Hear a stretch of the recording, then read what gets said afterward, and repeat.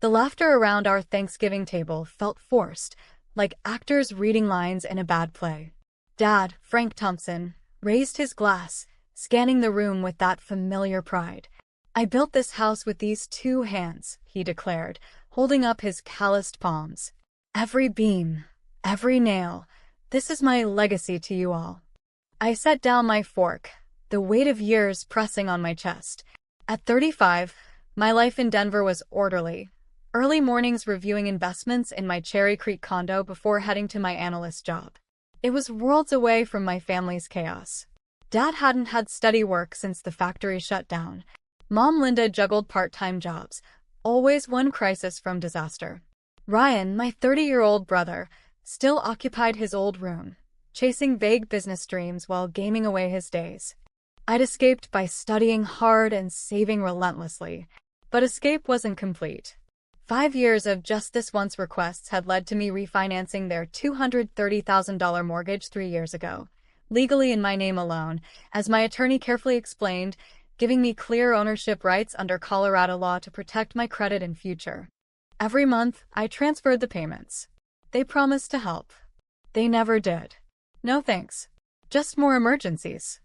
"That's interesting, Dad," I said, voice calm but firm.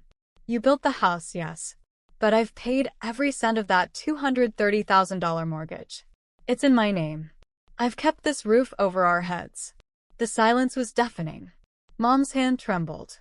Ryan stared. Dad's face turned red. Tears burned my eyes as the full weight of my sacrifices poured out. The delayed vacations, the untouched retirement, the relationships that crumbled because my family always came first.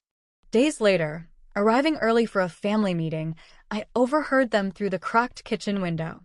They were plotting fake chest pains for Mom to guilt me into another $40,000 for Ryan's business. They laughed about my reliability, studying symptoms online.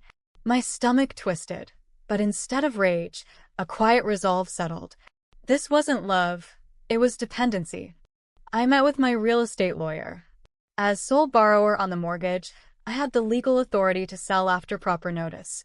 It was my investment, my risk. At the next gathering, I laid it out. "I won't enable this anymore. The manipulations stop now. I'm selling the house, it's my legal right. But I'm not abandoning you. I'll cover moving costs and 3 months' rent if each of you gets stable jobs and we start family counseling. Real change or nothing." Shouts turned to tears. Accusations flew. Yet slowly reality sank in. They moved out in January. Dad took a job at a hardware store, proud of his paycheck. Mom found steady work at a doctor's office. Ryan landed sales work and actually showed up to therapy. Old wounds surfaced, his pride masking fear, their reliance born from lost dreams. A year later, our ties are different. Not perfect, but honest. We meet for coffee, not crises. Boundaries protect what remains. I've reclaimed my savings, traveled, even dated. The lesson? Family bonds thrive not on one-sided rescue, but mutual respect and accountability. Sometimes the kindest act is refusing to carry everyone, so they learn to walk. In letting go with compassion, we all found firmer ground.